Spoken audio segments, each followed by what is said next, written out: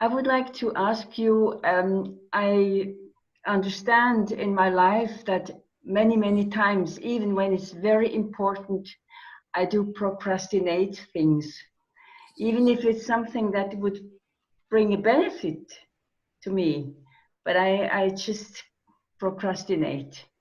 And of course, there is some fear, but I have no idea how I can change it with your inner mammal brain chemicals. Sure, sure. Good question. So this is very common, and I really understand this procrastination. I think it's a circuit like everything else. It's a learned expectation. And I see it very easily in my husband's family, if I may mention. He doesn't even listen to this. And his family's all passed on. Um, Anything you do gets criticized. But if you do nothing, that's okay.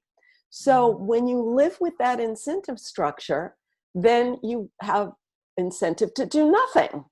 And I can understand that so well. I can see the fear. Like when I have to do something and I think anything I do is going to be criticized, then I want to do nothing. And in my husband's family, not only did they criticize whatever you did, but they had this self-righteous thing that you didn't plan. If you would have planned, if you would have thought it through, nothing would have gone wrong. And so you acted too quickly, and that's why it went wrong, because you didn't stop and think it through. And so that's what you're doing. You're just endlessly stopping and thinking it through. Um, Mhm. yeah, It yeah, works right? in circle, yeah. Even when I can prove that I have done so many things with a lot of success, I hesitate again and again. And can you hear the loop in your head that's anticipating the criticism that you will get? Mhm. Yeah, Yes. Okay. yeah. You know why? I'll tell you why. I like we all have the random circuits from our past experience, right? So in my past, I was ignored a lot. So I don't have this fear that whatever I do will be criticized. My fear is whatever I do will be ignored. So in one way that makes it easy, because like I could write these books saying whatever I thought, because I figured nobody's going to read them. So what's the difference? Um, but then my husband, he proofreads for me and he finds fault with everything. And then I just see his family pattern that like cannot see the good in anything. Um, you could think about it from a herd perspective, that if you do anything successfully, then you're getting ahead of us and you're making us look bad. So we want to just make you feel bad about whatever you do. And of course, no one would ever consciously say that or even think it. But on some level, it feels safe to do nothing and to anticipate criticism. So the question, what is the solution? So once you see the pattern, then to say, what is the solution? Mhm. So often people try to motivate themselves with big goals where they imagine themselves at the mountaintop and they imagine that they're some kind of superstar. And I think that's not a great idea, because partly then you never actually feel that and then you give up. And partly because you don't really want to be a superstar, because all those people who have always criticized you, you know how they would judge you and condemn you if you were thinking of anything very big and motivated. So doing nothing is safe. And so the alternative is to think of a small reward that's meaningful to you. So the way I did it in terms of like writing books or whatever, that when I say something that I believe is true, instead of just hiding behind the safe, polite thing to say, that I felt like I was having fun, like a child who it's fun to say what you think for a moment. So I'm giving myself a reward. and it's a reward I have control over. So when you take this step, whether other people like it or not, you've already gotten something. So that was a reward to me. Another reward to me was my children. I knew that they would mirror what I did. So I wanted to set an example. So what example did I want to set is to some of the time have the courage to be real, to be authentic instead of always fearing. So think of some rewards that are valuable to you. Any? Yeah. So we are again at the point of self-acceptance.